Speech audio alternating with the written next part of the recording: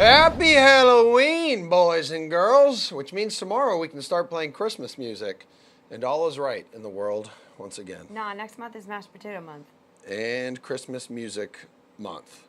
Anywho, this is The Sweat. We host it. She's Jessie, Coffield. I'm Emerson, Lotzia. Joining us right now and dressing up as a doctor on this 31st day of October is Dr. Seelan Parekh.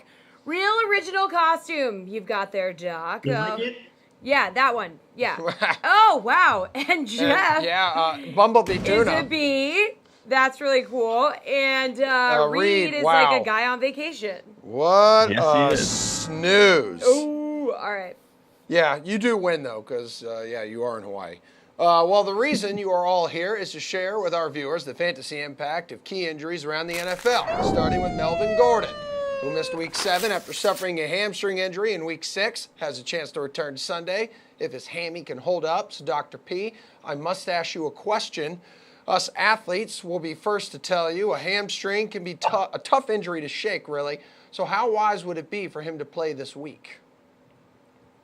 So we are led to believe that this is a low-grade hamstring, a grade 1.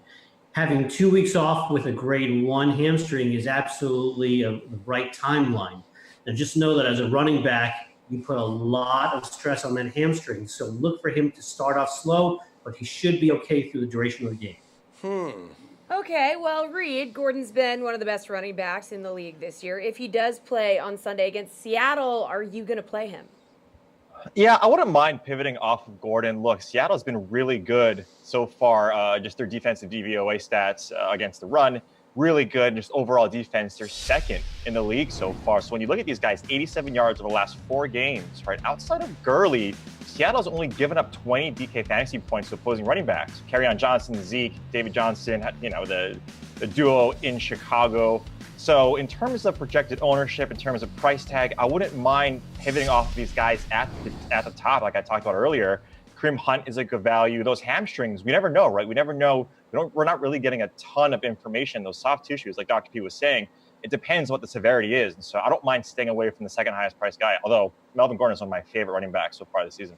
Hey, Jeff, are you going to be agreeing with me here? Oh, my God. Nice, Jesse. Thank you for working that in. Yeah.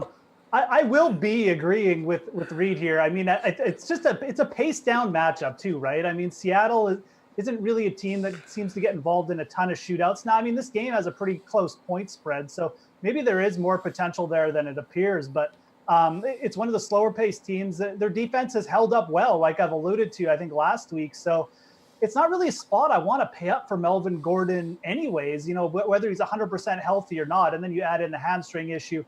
And then you add in the fact we're getting nice prices on guys like, Alvin Kamara, James Conner's cheap. I know it's not a good matchup, but even a guy like Adrian Peterson isn't such a good matchup, Kerryon Johnson. So I just don't feel like this is the spot you need to pay up for Melvin Gordon. Maybe makes him more of like a contrarian play, but not like a core play for me.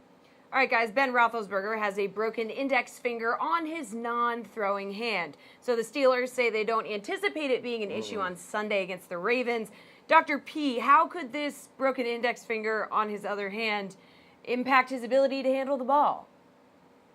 The only place where it really becomes an issue is really that exchange between the center and Ben, so at the snap. And as long as he can keep his hand out of the way of that force of the snap, and it's not that painful for him, he should be fine. This really shouldn't affect his performance at all.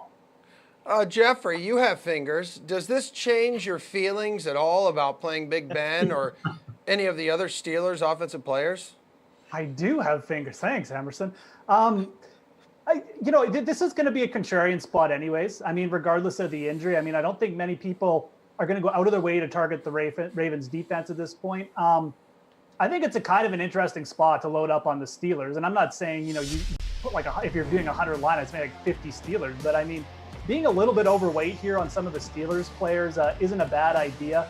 It's his non-throwing hand, right? So it might affect, ball handling a little bit or something like that. But for the most part, it shouldn't be that big a deal. You're going to get just lower ownership on Ben, lower ownership on like Antonio Brown, Ben stacks. So if you're looking at it from that perspective, I think you're just going to drive this injury is just going to drive the ownership even lower and make him even a more interesting tournament play. Is he even more interesting in your Hawaiian eyes, Reed? No, I mean, I wasn't playing Ben even if he was healthy. I get what Jeff is saying.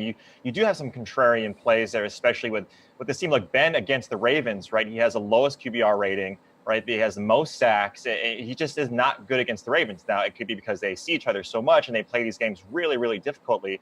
And even with James Conner as well, like these are some spots where you can fade some of the Steelers' offensive players and really go down. And again, paying up for for Roethlisberger at 5,700. Again, not an extremely high price, but there's extreme amount of variance. The Ravens only give up 16 DK fantasy points to opposing quarterbacks, and there's just guys like Fitzpatrick who are going to get more ownership. I get that, but in that plus matchup, I'd rather pay down for him and get a road ban or get someone that I might not necessarily know what those outcomes are going to be. So I'm going to fade him. The injury doesn't really change that too much. The overall picture with Ben obviously looks bad, but he has had a couple massive games against the Ravens in his career. So again, it's a boom or bust play for sure. Okay, well, Dr. Tyreek Hill strained his groin against the Broncos last week. The team is going to monitor him as he recovers throughout the week. So riddle me this. A mild groin strain typically comes with a 2-week optimal recovery time, according to the internet, which never lies. So should he sit out another game to recover? Well, if the internet said it, I'm going home. I'm out of here, guys. Yeah, we don't need you anymore. That's right. No, so here's the problem. A groin strain, no matter how mild, is a big deal for a running back and a wide receiver, and it just is problematic. So to have him come back this week, I think is high risk. If I'm an owner, I'm very, very concerned with him. I'd actually like him to sit out at least a week to give more time to this, maybe even 2 weeks if it's really that strenuous of a groin strain. All right, Reed, are you going to stay away from Hill this week, even if he is playing? Yeah, I look at Cleveland's defense too, right? With all the turmoil that's going on, their defense is really where they make their pay, where they really are successful, and they're number one in pass DVOA currently throughout the season. So now when you temper the speed, right, and the agility of a Tyreek Hill, which is, and to Jeff's point, right, this guy is one of the most explosive guys that we've seen all season. That is really going to hurt. Of the big games that he's had, either 3x return or just these huge amount of production, those pass DVOAs rank around 18th on average. So Cincinnati, Pittsburgh, the Chargers, and New England. So when you look at Cleveland and their pass DVOA, it's really good. I will say this, though. Cleveland does give up they're 24th ranked in pass DVOA against number one receivers. So if he is healthy, if we're seeing practice reports like we did today where he's practicing full throughout the week, it could be a nice contrarian play, but I'm staying away just because that injury to his groin is tough for a guy like Tyreek Hill. Jeff, what are you going to do? Are you going to stay away? I don't think you need to make a beeline to Tyreek Hill and your more players this week, but at the same time, you have to wonder, how bad is this injury? I mean, he's practiced in full today. Like, it wasn't a limited practice, it was in full. So they were blowing out the Broncos. Obviously, I'm not a doctor and I'm not part of the team, so I don't know how bad this injury is. It does feel like it might just be a little bit overblown and they just held him out at the second part of that game. So I think he's got some contrarian goodness to him, because I think that game has a lot of shootout potential if you buy the fact that the Browns are going to rebound from getting rid of Hugh Jackson this week, which I do actually. So I think you have to be careful using too much of him. But if you are going to use Mahomes and you really want a game stack, I think using him and Mahomes is again, it's going to be a low. It's like Ben. It's going to be a really low-owned duo because of the injury status. So. Yeah, and when you want to pivot to, you pivot off a guy, or you pivot to guys like Tyreek Hill, right, who have talent. You don't pivot down to guys who don't have talent. I know it's easier. It sounds easy to say, but a lot of people will pivot off of guys who are less talented. You get low ownership on this guy. He's amazing. And to that fact, this week, Kelsey is probably going to be a guy who's heavily owned in that game, right? So now Tyreek is kind of like the concern. Dr. P, you are free to go. Will you be trick-or-treating tonight? Absolutely. I got the three little ones with me, so we're all out there. All right, man. Happy hunting to you and the three little ones. Reed and Jeff, you guys do not go too far. We will price check with you two coming up after we play some pick and roll on the hardwood. We often call coaches dunces for things like not utilizing players properly or not attacking opponents' weaknesses. If a sharp DFS player took over one of their jobs and applied what you see, do you think you'd actually win more games? I know a lot of people think this, right? They think we can do better than most NFL coaches. I really believe that just like in a lot of situations in life, you have to walk in their shoes to know. I think there's a ton more to it than we think. Like I know I personally can't lead a group of 60 young men in the way that they need to be led to win this ridiculously like barbaric and intense football game. And I think the personal stuff, interpersonal stuff between players and coaches is a big part of coaching. I also don't know how I do in like real time decisions. Like you literally only have 8 seconds. You're under this insane amount of pressure. You have like 8 seconds to decide right now, do I want to punt it or I want to go for it? Do I want to run X play or Z play? So no, I don't actually think that we'd win more games as an NFL head coach. However, I do think that the right group of DFS players and football analysts could run a team organizationally better than a lot of NFL teams are run. Like decision making when it comes to personnel, like taking a running back at number 2 overall, or number 4 overall, like just like simple things like that. Like giving away Josh Gordon for a 5th round pick and, not protecting Cam Merritt. I don't know. I could go on and on about just like decisions that you have time to think about. Optimal draft strategy, understanding the salary cap and economic implications of picks and free agency and stuff like that. I mean, optimizing all that stuff. I think DFS players or a group of sharp people analyzing football could do better than a bunch of NFL teams. In terms of the in-game decisions, I think, just like Doug Peterson has, somebody's in his ear, like find the smartest guy in the world for probabilities and hire him, pay him whatever he wants to tell Doug Peterson what the mathematical correct play is. And that's what the Eagles are doing. I mean, you'd be crazy not to. I also think we'd be better at taking the long view whenever possible. Like there's so much more that we could do from an organizational perspective that I think franchises are making a mistake on.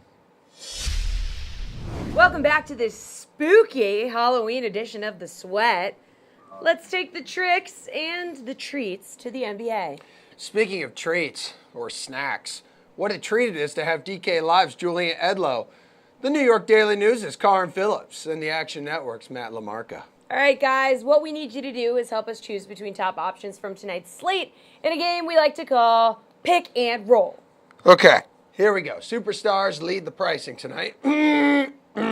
All part of his costume. Anthony Davis will cost you $11,400, and for $100 less, it's LeBron James. Maddie, which one needs to be in your lineup the most? Yeah, this has got to be Anthony Davis for me. His fantasy production this season has been just ridiculous. He's averaging 1.8 DraftKings points per minute. He's also has a really good track history against the Warriors. Over the past 2 years in 11 matchups, including the playoffs, he's averaged roughly 61.5 DraftKings points. The one big concern here is just whether or not the Pelicans can keep this game close. But the spread has fallen from 12 to 9.5, so I'm feeling a little bit better about that. The sharp money is coming in on the Pelicans, according to the Action Network. So, I think everything lines up here for Davis to have a nice game in his first game back from injury. What do you think here, Jules? The Brow or the King? Yeah, I've got to agree here. It's Anthony Davis. Look, it might be a little bit closer than Matt led on. These two games, projected game totals. In Golden State, we've got almost 240 projected points, about 235.5 for this game in LA.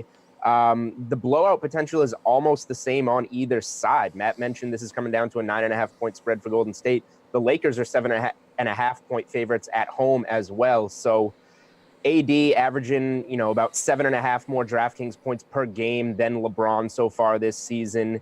It's a better matchup for him against Golden State. That's going to be a little bit more paced up. It's Anthony Davis for me, but if you're making multiple lineups, you can definitely make the case for using some LeBron as well. All right, Karin, who do you think? Is it going to be the Brow or is it going to be LeBron James? A little cheaper. Is it a LeBron night? Everything they said is absolutely right, and you just feel like the way Anthony Davis has been all season, especially in the fantasy world, like the dude's been going bonkers. But I'm just going to go with LeBron on this for the simple fact that The Lakers need LeBron to have one of those ridiculous LeBron nights where at the end of the night, you just look at the box score, you look at his fantasy numbers, and you're just like, oh my God, how did this guy do this? Because that team really needs a win really bad, especially at home. So, like, while my head says Anthony Davis, my heart and this guy's 16-year resume says pick LeBron in situations like this. When his team needs a win, he always shows up in a huge way. And when he shows up in a huge way, he fills up a box score like no one else can. All right, guys, let's look at the Warriors, who are coming off that 149-point performance against the Bulls. I think that's kind of a lot, including a 66 DK fantasy point night from Klay Thompson. So, Karin, would you rather put him in your lineup at 6,400 or Steph Curry at 9,800 or KD at 9,600? I'm going with Steph just off pure pettiness because as happy as Steph was for Klay last night, and the other night and the rest of his Golden State teammates, we know that at some point Steph is going to try to break the record that Klay stole from him. So why wouldn't tonight be the night? And I just feel like put your money on Steph because if he could go for like 30 threes tonight, knowing how wild Golden State has been this season. Action, Matt, are you going to be petty here? No pettiness from me. Klay Thompson's the easy cross off here, right? I mean, we know what Klay is. He's a microwave. When he gets hot, he probably gets hotter than anybody in the NBA. But he just doesn't do it on a consistent enough basis, which is why he's priced so much cheaper than his teammates. I think Kevin Durant is the best value here of the trio. We have him projected for more fantasy points tonight than Steph Curry. You can get him for a slightly cheaper salary. And I actually think if you want to compare Durant to LeBron, he's a better value than him too. I mean, he's roughly $1,700 cheaper than LeBron and can give you comparable fantasy production. So I would rather go that way than pay all the way up for LeBron. Julian, where are you going with this one? Yeah, I mean, the upside on Klay Thompson is obvious. He has those ridiculous outbursts, but they're really hard to predict. It's Kevin Durant for me as well here. I like the matchup against the Pelicans equally for Kevin Durant and Steph Curry. The Pelicans actually ranked dead last in the NBA in terms of DraftKings points allowed to the point guard position. So Curry has a ton of upside here. But if you just look back on past matchups against the Pelicans, Durant generally tends to outperform him. And KD is usually in the high 9,000 range as he is tonight, or in the 10 to 11,000 range in this matchup. Whereas Curry was generally, mid 8,000s against the Pelicans last year and is now priced up above Durant all the way at 9,800. So I'll take the $200 savings on the better player in Durant and roster him tonight. Alrighty, not one, but two rookies who look like they're heading to superstar status. They are on display tonight, indeed. Jules, would you rather play Luka Doncic or at 7,300, or you got DeAndre Ayton, $200 less? Yeah, I'm actually going with Ayton here. I know that it'll be attractive to target. I mentioned the point total, projected total in that Dallas-LA game at, over 235 points. So there's a lot to like about that game. But Ayton, outside of one outlier, the second game in his NBA career, has been a really consistent fantasy producer, a guy that generally gets you, upwards of 45 DK points. And the Spurs are actually as good as they've been defensively at some positions. They only rank 20th against centers so far this season. So this should be a spot where against guys like Pau Gasol, Ayton, younger, fresher legs should be coming down with a lot of those rebounds. The concern here is, can Phoenix keep this close? But from how Ayton's looked so far in his career, I'll take a little bit of savings here and go with DeAndre Ayton. Karin, between these two top rookies, which one would you roster tonight? I'm going with Luka, and that's no disrespect to Ayton. The guy's been playing really well early, but he's going up against LaMarcus Aldridge, and I'm really interested to see how that battle between the rookie and the vet. But last week, I was at that Hawks Mavericks home opener for the Hawks, and I got an up-close look at Luka Doncic. And if you see him live, you see things that you don't normally see on TV and notice things about him. And I think this is just a good matchup for him against the wing players of the Lakers, just of the way he has in this feel he has for the game that you will see this up close, like the little nuances that he has. So I'm going with Luka tonight. Hey, Maddie, who's going to give the people at home the biggest smile? I love Luka Doncic. I'm buying all the Doncic stock I can find. But from a fantasy perspective, Ayton is just a better guy at this point in time. And part of that is that he plays a position at center where it's just easier to score fantasy points, right? It's easier for him to rack up rebounds and block shots, and he's a pretty good scorer. So I think Ayton at 7,100 is actually one of the best values of the day. He's averaged 1.26 DraftKings points per minute, scored at least 43.5 DK points in 4 of his first 6 games. And at 7,100, he's virtually as cheap as he's been since opening night. So I think this is a great spot to buy back in on him. The Spurs have the reputation of being a great defensive team. They have been in the past. But so far this season, they've been pretty poor on that end. They're allowing the 8th most points per 100 possessions.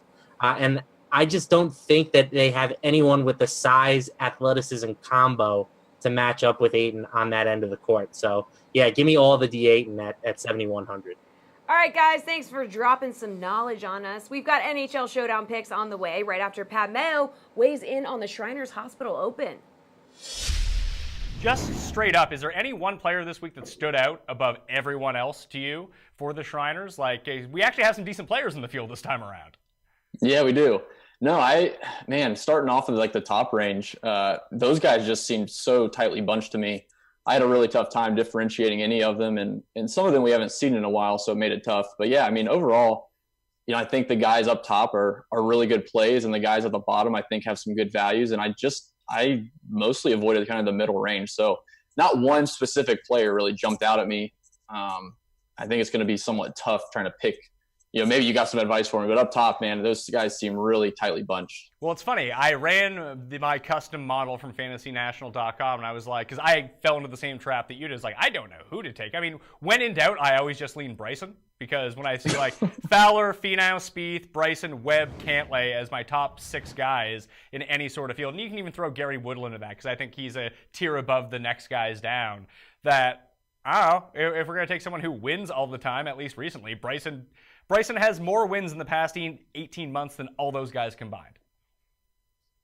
Yeah, I do like Bryson this week, especially he's got a high ball flight. I think that actually is maybe underrated a little bit this week. But, Tony Finau coming off of his loss last week, finishing second. Ricky Fowler used to live in Vegas. Like, all these guys have some type of narrative to play really well here. So it's really tough for me to put a thumb on one guy that stands out. It's funny, like last 50 rounds with the stats that I was looking at, I put more of an emphasis on strokes gained approach over off the tee and around the green, about double the weighting in my modeling. So that's probably going to spit out Bryson most of the time because he's so good with his irons. But he came in at number 1, but everyone inside that top 6 finished inside the top 10. Like, number 1 was Bryson, number 2 was Finau, number 3 was Fowler, number 4, I don't even know where number 4 was Joel Dahlman, actually. Number 5 was Cantlay, number 6 was Jordan Spieth, number 10 was Webb Simpson. Like, there's so little differentiating these guys that if you're going to play, let's say, 10 or 20 lineups, do you take a scatter shot approach with these guys, then really concentrate your core on some of the mid-range guys or lower-end guys you like? Or do you think it's key to make a stance up here? No, for me, I would probably advise to pick a couple guys up top and focus. Like, I wouldn't scatter it too much with 20 lineups or so. Maybe pick out 3 guys you really like. And down in like the value range, let's say 7K, I think there's a small group of people you can really focus your attention on. So, yeah, I'm probably going to take that approach if I was doing 20 or so lineups, pick out 2 or 3 guys up here above, just say 9,500, and rotate it in through some mid 7K guys and try to get the value there. So if we're going to just say, let's say we're going to focus on 2 of the top end guys, maybe you haven't hammered this down yet, but Bryson's going to be number 1 for me. Who would be number 2 or potentially even number 1 for you? Who would be that other guy? Man, I would have to go with Tony Finau. I mean, his results have been just phenomenal, and he can't seem to win. He's got, I think 5 top 10s in his last 6 starts, and he's got pretty good results here at this golf course. So I would have to go to Tony Finau. I think he's just playing too well, and I think he's due for a win. I don't know if it's going to come this week, but he's the one I'd be willing to bet on to kind of get the job done. Alrighty, we are talking some good old-fashioned hockey right now, and we have Sean Newsham of the Action Network. Your buddy Joe may or may not join us. He might have left already to hit up trick-or-treating early. Who knows what that kid's up to these days? So let's get your picks for tonight's showdown contest between the Blackhawks and Canucks. All right, the 2 highest-priced centermen. That would be Elias Pettersson at 1,200, 12,000. Jeez Louise, that's expensive. And Jonathan Taves at 10.5. Sean, which one do you like if you can only have one?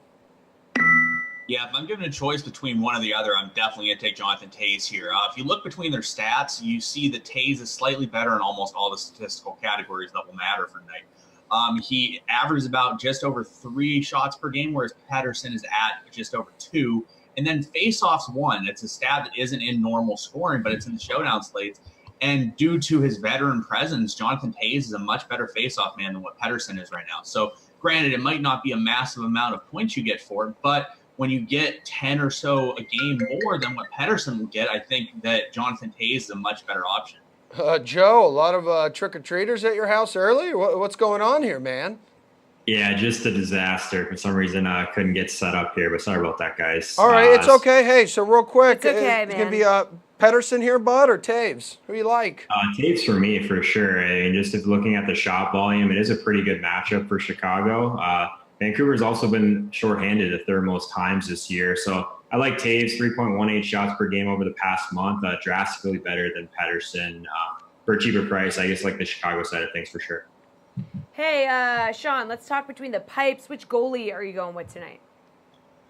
I probably won't be going a goaltender tonight. If I was, though, in GPPs especially, if you stack your goaltender with your players, that's the best option.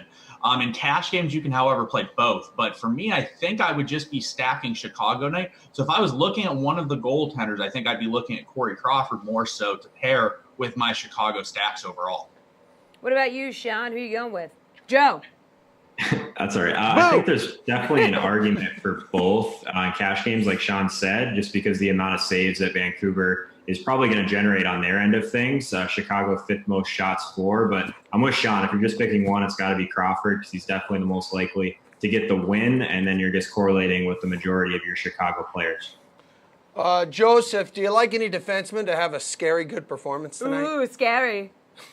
I think it's Duncan Keith. I think that he's a guy that I'm definitely prioritizing at 9K, 97th percentile in shots plus blocks. He's leading the team with 4.2 per game over the past month. So I think just the floor that you get from him, he's only the 8th highest priced player. So it's Duncan Keith for me. Hey, Sean, who's going to have a sweet performance tonight? Yeah, I think for my treat, I would look a little bit lower, and I'd find Brent Seabrook. He's similar to with what you'll get from Duncan Keith. He's been very solid. He had a really solid shot performance game the other day. He's getting the top power play time again. And we've known over the past that he was a good guy when it comes to blocking shots and taking shots. He just had a very poor year last year. That might be the case this year, but at 8,200, I think on this slate, it provides some value that you might be in necessary need of. All right, well, before we let you guys go, please hit us with your slate-approved picks, a.k.a. your lock of the night. So, Sean, who's it going to be? So normally I'd be saying Patrick Kane here. However, it appears that he's sick tonight and he's game time decision. By all accounts, it looks like he'll play. And if he does, he's a fantastic play. But because we don't know what to expect from him, I'm going to look way low and I'm going to go for Ben Hutton on Vancouver. With Chris Tanev and Alexander Edler out, Hutton's minutes are just through the roof, and he should play more than anybody else on the entire slate tonight. He had a 6 block shot performance game the other day, and he's a guy that could get some power play time as well. So you're going to need some value on this slate, and I think Hutton's a great guy to look at. All right, Shaw. Just kidding, Joe. Who's your slate-approved pick?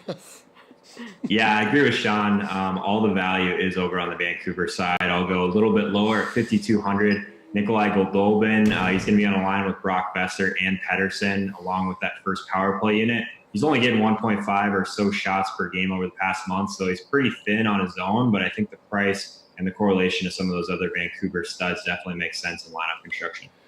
Guys, as always, you both did a tremendous job. We will be back in just a bit to talk some NFL with Reed and Jeff. One of them is on vacation for the 4th time in 5 weeks.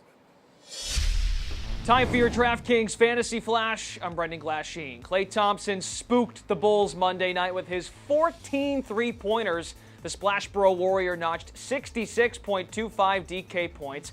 Just imagine if you had 66.25 pieces of candy today, or you'd be thriving or have a serious tummy ache. Anyways, how do we handle Thompson tonight? He's way down the list of shooting guards, 12th highest salary on a 7-game slate, loaded with stars all over the place. You could say his three-point barrage against the Bulls was his breakthrough game. He entered Monday's game only shooting 14% from downtown, a dismal 5 for 36. And tonight, he's shoot or shoot, and sometimes after an all-time great performance, a lid appears over the hoop. Thompson's 14 trays broke Steph Curry's NBA single-game record. That's a big accolade. Tough to match that number, again, obviously. Plus, besides Steph, Golden State's got that guy, Kevin Durant. He and Curry led the team in scoring each of the team's 7 games prior to Thompson arriving on Monday with his big performance. Give this some thought before you immediately roster Thompson on this 7-gamer.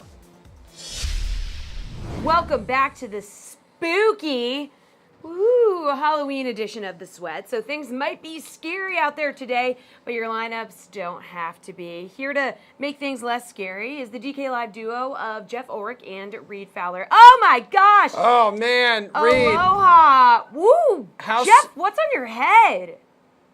Oh, it's a spider toque.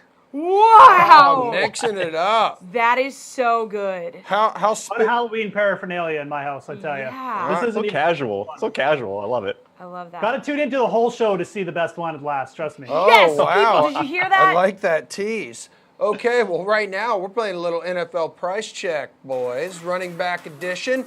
We need you to weigh in on whether these players are priced right for Week 9, Jesse. So Adrian Peterson had his best game of the season last week, and it's being reflected in his price. He's up 1.1K to 6,000. So he's facing the Falcons this Sunday.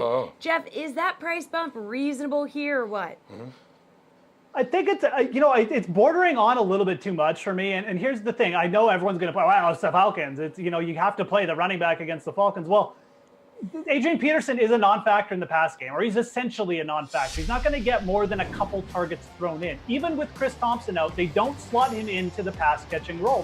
He's not going to see 7 or 8 targets. We've seen Chris Thompson out during the year, and that hasn't happened. So, Peterson's still in a good spot. It's a good defense to target. This is a high upside spot for the Redskins offense, even though they're not really an explosive unit. But it's not really a situation where you're going to get all of a sudden this PPR boost. It's just either Adrian Peterson is going to rush like 27 times and get in the end zone, or the game might go in the other direction, and it's still boom or bust is I guess what I'm trying to say. You don't have that PPR floor, but it is an upside matchup. So I'll actually say it's a little bit overpriced. Reed, what do you think? Overpriced, underpriced? Where are you going with this?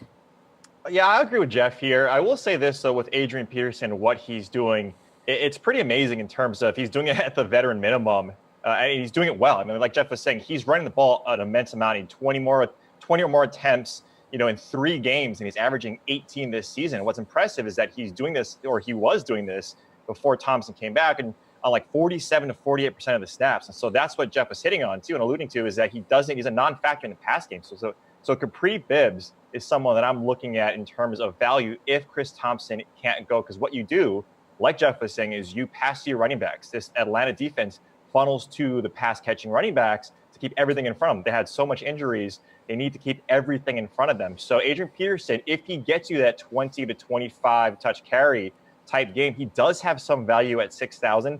Not necessarily a good leverage point, but if that ownership starts to teeter around 10 to 15%, I think it's a good fade because of what we've seen from him. People have seen him perform well. People will think, okay, this is his backfield. Not necessarily the best matchup for him. Although back in 2015, he torched the Falcons for a ton of yards, ton of carries. Entirely different situation, so don't read too much into that. But yeah, a little overpriced for me as well. All right, here we go. Tariq Cohen is up $400 this week to 6-2 following a big game against the Jets. Reed, what makes you think he's worth that price when he faces Buffalo? Oh, wait. I think I know. I just answered my own question. Yeah, I mean, look what James White did to them, right? Yeah. And it's sort of the quintessential Tariq Cohen is better in terms of what he can do and his talent against Buffalo. Bills are giving up 8 targets per game and 51 yards per game to opposing running backs, both top 10 in the league, 26th in pass DVOA against opposing running backs, right? You talk about all of these things coming into it, 11th in DK fantasy points given up. They're a sieve, right? And they're coming off a short week. Yeah, Chicago is 8th in run plays. Everything is setting up for this team and for the Bears really to be run first. Low implied game total. They're favored by a bunch. Yeah, Tariq Cohen is a perfect price. I'm paying up for him no matter what. Jeff, does this make you salivate? Does it make your mouth moist looking at this matchup? Hey, I told you guys like 2-3 weeks ago, just play Tariq Cohen for the near future because the Bears have finally figured it out. I'm sorry. I thought that was Tevin Coleman. I'm sorry. Okay, I might have told people to play Tevin Coleman. This is different. This is Tariq Cohen. He's actually doing good stuff. Look, his snap counts are going up. He played 58% of the snaps last week. That's his highest of the year. They've gone up the last 3 weeks. The Bears have figured this out. He should be on the field as much as possible as a receiver or a running back. In fact, Allen Robinson might be out. Only helps him the fact that he's probably going to see a few more targets because the rest of the receivers aren't that good. So, no, I love this guy as a player. I think the matchup is just fine. Reed alluded to it. I mean, they couldn't stop James White last week if they tried. Tariq Cohen's a shiftier back. He's actually a little bit more explosive. So I like this matchup. I think you keep riding him until he gets, closer to Alvin Kamara in price, quite frankly, because he's in the same kind of role on another explosive offense. So I like this price still. I think it's too underpriced. And you like, too, that Jordan Howard is having good games, right? It keeps that ownership potentially down for Tariq Cohen. So I'm not worried that Howard's going to vulture those because we've seen Cohen do it on really not a lot of carries. I mean, he's uber efficient. So, the Howard that he's in there, that only helps Tariq Cohen's productivity. I mean, look, if you're drafting Tariq Cohen, you're basically drafting him because he's a hybrid player. You're not drafting him goal line carries, right? So who cares if Jordan Howard takes a goal line carry? Exactly. All right, guys. Christian McCaffrey got more expensive this week, up $800 to $7.8K. The Panthers take on the Bucks. So, Jeff, is McCaffrey worth that much? Seems like it's like a pretty favorable matchup because this is the Bucks defense that we're talking about. Yeah, I mean, it's we've seen McCaffrey fluctuate. All of a sudden he was like a must play, and then he had a couple down weeks, and his price really went down. Then he went off in like a bad matchup, right? He rushed for 2 touchdowns against the Ravens, which no one does. So now we have a really good matchup, and his price is back up. I think this is actually a little bit too expensive. Again, you still have to just look at like the macro, like the whole picture here. He still has Cam Newton to siphon off rushing touchdowns. C.J. Anderson isn't heavily involved, but he's a little bit involved. And Christian McCaffrey hasn't been getting like a ton of rushing attempts inside the 5-yard line. I know he got a couple last week. I know he got a couple rushing touchdowns last week, but in the big picture, he hasn't really been reliable for those. So I think this is actually a little bit too expensive. I think I'd rather just pay down for Alvin Kamara. I think they're in very similar spots, and Kamara is more likely to get some of those, inside the 5-yard rushes. I know Mark Ingram's there now, but all things considered, it's probably a little bit pricey. I don't think it's terrible to pay up to him this week. I mean, he's got a good matchup still, and he's got a good PPR floor. But, all things considered, probably a little bit overpriced compared to the rest of the running backs. Hey, Reed, what do you think about this? I mean, would you be willing to pay up for him in this position? Yeah, it's Halloween when Jeff and I agree on almost everything. I absolutely agree. As a second or third highest guy on the slate, I'd rather see him down between Ezekiel Elliott and James White in terms of price to really find value. What we're seeing now, what we're seeing North Turner do is really exploit Cam Newton's ability to make these short passes, not go downfield as much. And so he's much more efficient with his passes, and that offense is running a lot better. And their defense, the defensive line, is doing a lot better. So Christian McCaffrey, when he was seeing these 20 to 25 plus touches per game earlier in the season, they don't need it as much. And so when you look at this matchup against Tampa Bay, on paper, yeah, it should be good. But I think this is a reaction more to Joe Mixon's day last week as opposed to Christian McCaffrey's potential output. I don't think, like Jeff mentioned, Cam Newton is really seeing the red zone targets. We're seeing his attempts go up. We're seeing these guys, especially in the fourth quarter, rely on Cam Newton more so than Christian McCaffrey. So for me, it's too expensive. I'd rather see him, like Jeff was saying, down in that Kamara range. And even then, Kamara is a better matchup. I think he has a better matchup because Tampa Bay isn't necessarily bad against the running backs. It's just they're really bad against the receivers. And so I really think it's going to be a receiver game as opposed to just Christian McCaffrey.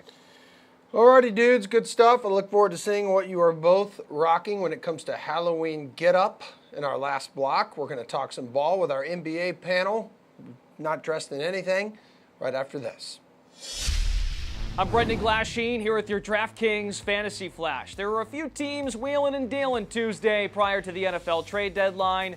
How do the moves impact players' fantasy values? Let's have a look, trick-or-treat style. Demaryius Thomas, definitely treating with the Texans. 30-year-old pairs up with DeAndre Hopkins, absolutely the best wideout he'll ever play next to. Plus, he goes from eating looping Twizzlers from Case Keenum to catching nerd rope from Deshaun Watson, who's coming off his best game of the season, 5 touchdowns against the Dolphins. As for Hopkins, he treats with the trade as well. Thomas provides a Hopkins distraction, just as Will Fuller did. Hopkins still going to fill the candy bucket with targets and grabs, without a doubt. Tricked in the Thomas trade, Emmanuel Sanders. He's the least scary guy now in Denver's haunted house. What about Golden Tate and the impact he has on the Eagles? Well, we won't find out right away since Philly's a ghost town this weekend on a bye. Gotta think Alshon Jeffrey treats. He becomes scary with a legit wideout in Tate. Not just legit, but tangible, as he's played in 16 games each of the last 5 seasons. Staying on the field has always treated him. On the other side, Detroit's Marvin Jones Jr., Kenny Golladay. They don't have to split that Kit Kat bar 3 ways anymore. They're treating. Tricked in the Tate trade for the Eagles, Nelson Aguilar, that's for sure. Zach Ertz, just a little bit less targets. And for the Lions, Matt Stafford. Why? Well, one less pass catcher could turn him into a mummy. The O-line's been iffy. We'll see how these trades shake out. Happy Halloween. All right, we are starting to wind things down here on a not-so-special edition of The How Sweat. dare you. Besides this fantastic graphic that Jason and Billy have been working hard on in the back, fake mustache and some cat ears. But thank the Lord, we have DK Live's Julian Edlow, Karin Phillips, hailing from the New York Daily News, and Matt LaMarca, who claims the Action Network as his own. Wait a second, Julian. Whoa! Wait a second. Yes, Emerson? Way to heard bring your something to the comment table. My dog would love you. Somebody right on now. the NBA panel had to dress up. All Okay. right. Well, you guys, let's help start the with my dog, people Julian. at home with some showdown picks for tonight's contest between the Jazz and the Timberwolves. So, Julian. Yes, you we want gotta us go to there start with first. Julian. He's earned it. With Jimmy Butler out tonight and for who knows how long, does this mean Karl Anthony Towns is now a must-play? Yeah, well, I mean, when Jimmy Butler is on the floor, he's always barking for the ball. And that's going to create a lot of usage here for Karl Anthony Towns. And not only Jimmy Butler, but Jeff Teague is out in this game as well. So whether you're going to captain him or put him in one of your utility spots, with Teague and Butler both out, Andrew Wiggins is still dinged up. Karl Anthony Towns is a must-play on a one-game slate. Matt, do you agree? Yeah, I mean, Jimmy Butler has just been a real dog this season. His attitude just seriously bad. Touché. And you know what? Like Karl Anthony Towns has started the year a little bit in the doghouse himself, but I think that he's breaking out tonight. He's a must play for me, and I'm gonna do something that I normally would not do, and I'm gonna play him at captain. There's just so much value on this slate with all the Minnesota guys that you can easily pay 17-1 for him and still build a really good lineup. Some people are going to be scared off of the matchup, but Towns shot over 60% from the field last season against the Jazz, and the Jazz have not been good against opposing centers to start this season. Marcus Sol already went for 45 DraftKings points against them. Willie Cauley-Stein had 44, and DeAndre Jordan had 52. And none of those guys are as offensively gifted as Karl Anthony Towns is. Obviously he's going to see a big bump in usage with Jimmy Butler and Jeff Teague out of the lineup. So, yeah, he's a must-play for me and a really strong captain pick as well. Oh, man, Karin, is it 3 for 3? Yes, but I don't feel like very comfortable with this pick, but I kind of have to do it. It's like buying that last drink at happy hour. Oh, you might as well go ahead and do it, but you probably shouldn't. I mean, he's going up against Rudy Gobert, so you're like, I don't know how this is going to go, but Jimmy's not there. Wiggins is dinged up. Teague isn't playing. Like, who else are you going to pick?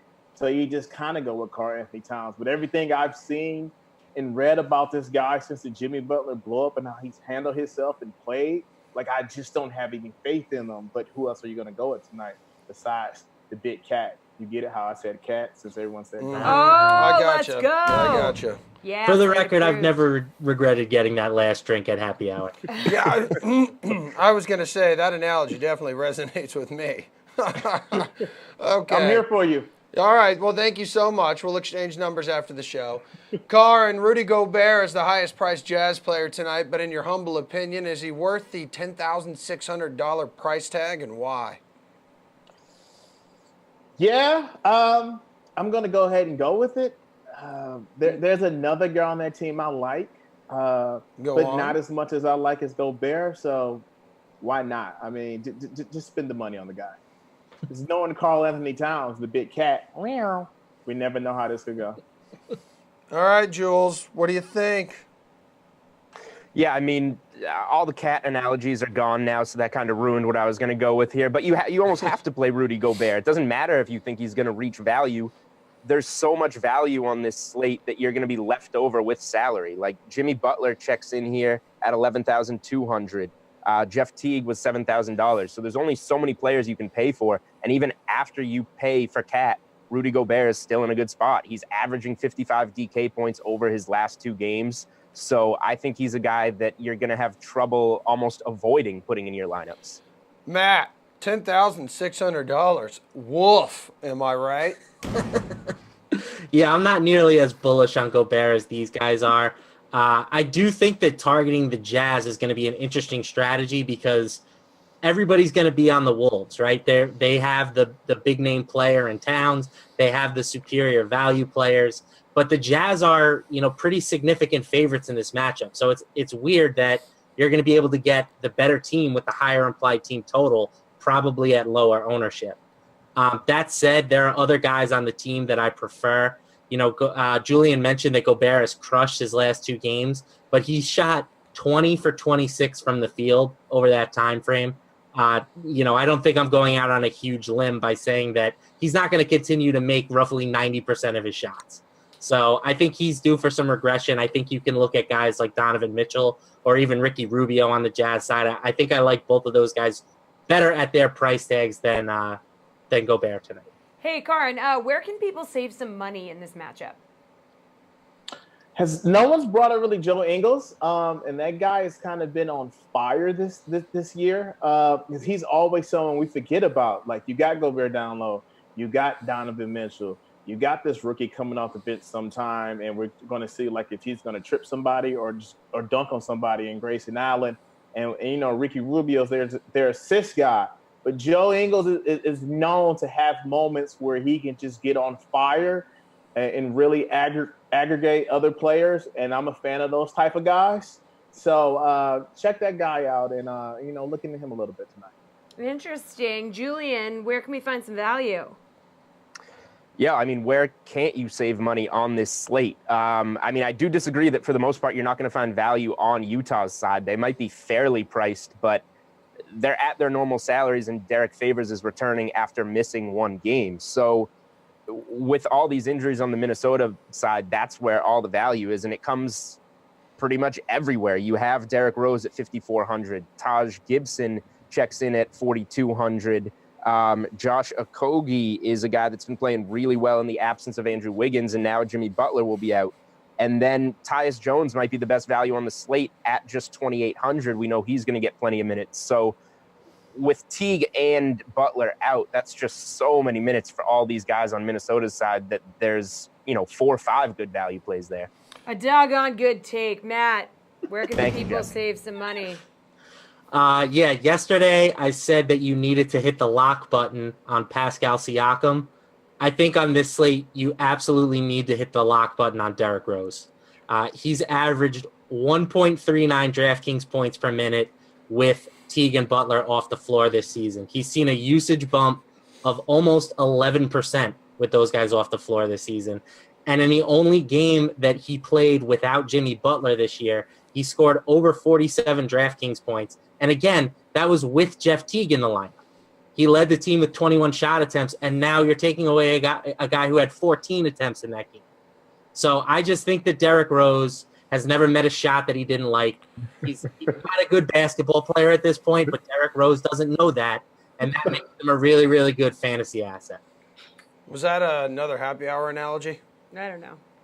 The shot thing? Okay. Maybe. Anyway, let's see. Jules, who's worthy of your captain's pick? 1.5 times the salary, 1.5 times the points.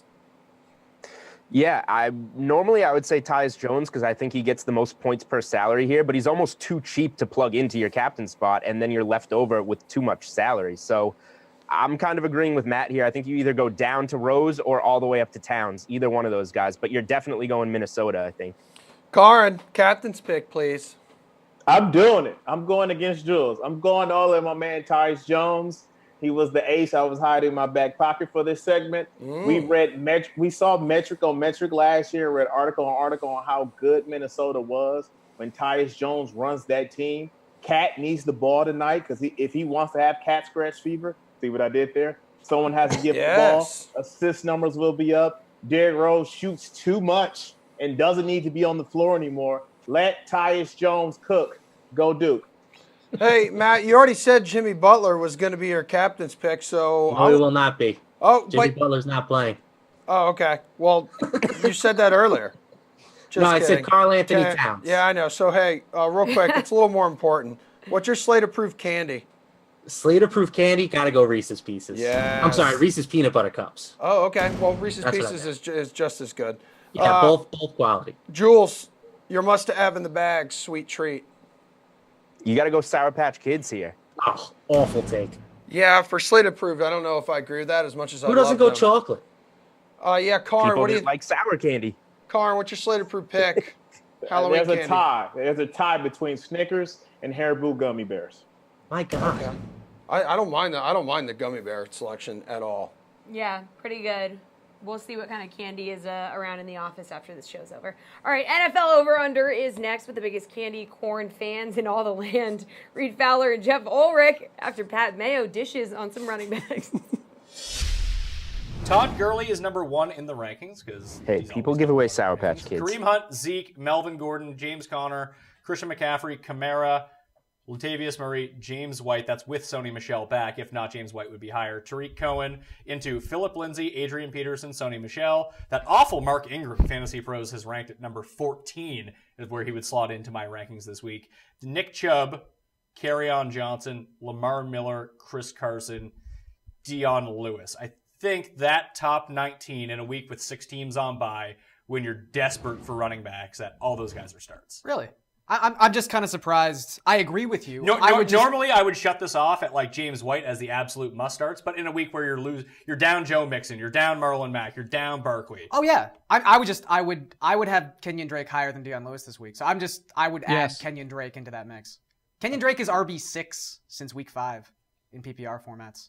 I agree. And the matchup is not good for Dion Lewis. No, it's not, but I think that Dion Lewis can like scum his way to like 15 points. Fair, but when you look at like a direct comparison between the two, granted both teams don't really get into the red zone at all, but it is a worse matchup for Dallas. And just in terms of raw points scored the last 3 weeks, Miami's actually scored 25 points per game. Tennessee has scored 10.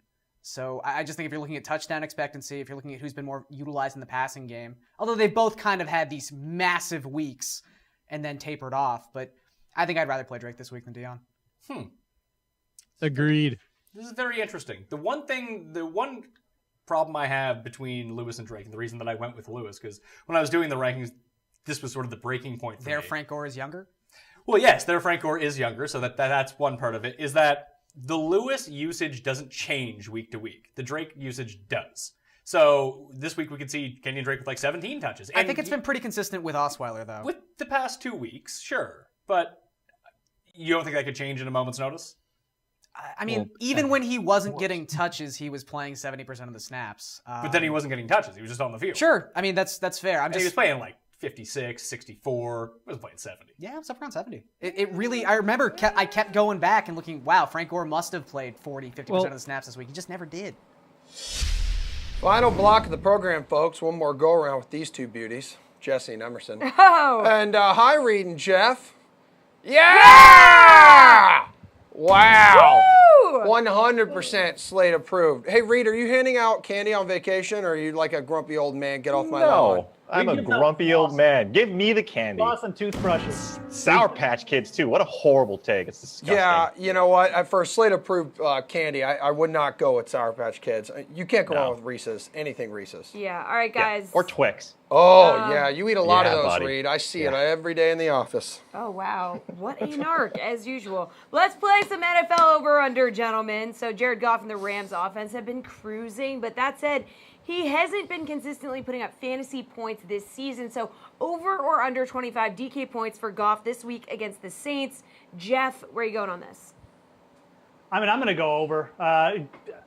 This just looks like too good a spot. I mean, if you looked at Jared Goff last week, what he did, some people might be a little disappointed, but he was 5 yards from the 300-yard bonus. Again, he had a couple just near misses on long touchdowns that if he gets that, it's not just a decent day, it's a monster day. So we've there's no increase on the price. The Saints defense has been playing a little bit better of late. And again, they've been limiting some of their opposing quarterbacks, but I really feel like this Rams team, it's just a different beast. And I feel like Goff is going to get his here. Again, the focal point of the offense, probably going to be trying to shut down Todd Gurley, but Jared Goff just as involved. I feel like it's a great price. I feel like, again, this is probably for me, if you're asking me who the best priced quarterback is with most upside, it's Jared Goff on the slate. Hey, Reed, what do you think? Yeah, I want to know what Halloween is at Jeff, the Ulrich household. It looks like so much fun if he has this. I would love that. Right? It's I know. just in my office, too. Like this. Yeah, I just saw him pick it up when we were commercial, just put it on. Anyway, I agree with Jeff here. I think this is a prime spot for Jared Goff. You mentioned no increase in price, but potentially could get Cooper Kupp back, right? I think that's a big thing that they've been missing, that connection across the middle, where they really exploit when they go to three wide receiver sets. He is really the mismatch where a linebacker or even a nickel corner can't guard Kupp. So I think that bolsters, if Kupp can go, his production. The Saints, 32nd in pass DVOA. When you talk about first and second wide receivers, it even gets better, right? They're the best, or it's the best matchup for opposing receivers for the Rams. And so when you look at that matchup against the Saints, Eli Apple doesn't really scare me yet because he hasn't been in this system too long. He wasn't that good really to me in that Giant system anyway. And yes, they're getting a little bit better in terms of their pass rush. And Jeff's right, they're going to stop the run. They're number one in rush DVOA, which is, again, very good. So I think this sets up perfectly for Jared Goff. I love him in this spot. All right, 4 minutes left in the show. Let's try to get through these remaining 3 questions. Mike Evans goes crazy for the Bucs last week, 179 yards and a touchdown.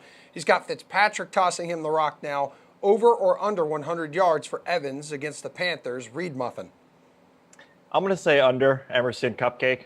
You talk about what he can do. This is going to be his third back-to-back 100-yard game. I get it. Carolina's pass defense isn't that good. They're 4th in pass DVOA against number ones. And so I can get the idea, but he's still a little banged up. So I'm going to say under. Go ahead, Fro. I like it. I mean, I'm going to go over. He averaged, about 27 DK points with Fitzpatrick as his quarterback in the first 3 weeks when he started and he completed the game. And like Reed said, this is a weak secondary. I mean, we Odell Beckham burned them. So as long as he's healthy, because there's a little bit of concern about his knee. I don't think it's a big deal. But if he's healthy, he practices in full later in the week. Yeah, I'd go over here. I like this spot for Mike Evans. All right, guys. Seattle's Ed Dixon moved out of nowhere will cost you $3,300 this week following his first game of the season. A nice game for him against the Lions. So he faces the Chargers this week. Are you saying over or under 10 fantasy points for Dixon, Reed? I'm going to say under here. I think when you look at what Seattle wants to do, right, they want to run the ball. They want to establish the run. And again, it's Ed Dixon that we're talking about here. He had 2 targets, 2 catches, and he had that touchdown. But if you look at Seattle, Kelsey went 1 for 6 in week 1, and Jared Cook 4 for 20 in week 5. Better tight ends than Dixon, so I'm going to say under. What do you think here, Jeff? I mean, we're basically asking, is Ed Dixon going to score a touchdown? Because he's probably not going to get there on sheer volume alone. Nick Van Ed is still involved, and Reed's right. This is a run-first offense, right? So I'm just going to take under just on the fact because it's probably less than 50-50 that he's actually going to score again. I will say this. I mean, he could get more involved in the offense as we go on and, maybe start seeing like 6 targets a game. But for this week, I'd go under here. And the Bears defense has the highest price tag this week at $4,100, but there's a good reason for it. Can anyone guess what that is? Who's going to be the quarterback in Buffalo? Terrell Pryor, I hope. Oh, no, right. I mean, this is their. Yeah, I mean, no. They should start Terrell Pryor. He should start. I think they would really turn that around. Guys, no one answered the question. Why are they $4,100? Why is the Bears defense? Because it's the Bills. Thank you. They are facing the Bills. Hey, come on, man. Play the game. Bears D scoring over or under 12 DK points here. Go ahead, Jeff. You're the nice one today. I'll go over. The Bears D, even without Khalil Mack, who actually still isn't practicing this week, so he might not even play this game, they're really good at stopping the run. And, when you look at the Bills' offense, pretty much if they can't establish the run, they're not going to gain many yards. So definitely take the over in this spot. I know they're a bit of a pricey defense to pay up for, but you can pair them with Tariq Cohen and get all the points. So still an option. Go ahead, Yeah, Reed. I agree here. I think what's going to be more interesting is who's going to be the quarterback to end that game, just because they brought in Barkley. You got Peterman there. You have Anderson who's hurt, and you have Terrell Pryor. So that's going to be more interesting. I'm going to say over here. Low implied game total, so over. Reed, candy corn or circus peanuts? I can't believe you even put candy corn in here. Yeah, that candy corn is gross. What's your go-to candy, Jeff? Jeff, what are you handing out tonight at your house? Nothing. I'm giving out floss and toothbrushes. I already said. Mouthwash. Oh my God! You know what? Wow. Yes, your personality reeks of toothbrushes. What accent was that, That's so, Emerson? He just went into that like halfway. What are you talking about? He's like, what are you talking about? All right, guys, this has been The Sweat. We appreciate your help, guys. It was I'm fake! Jessie. He's Emerson, and we'll see you guys tomorrow. I got to take care of this. What's wrong with you?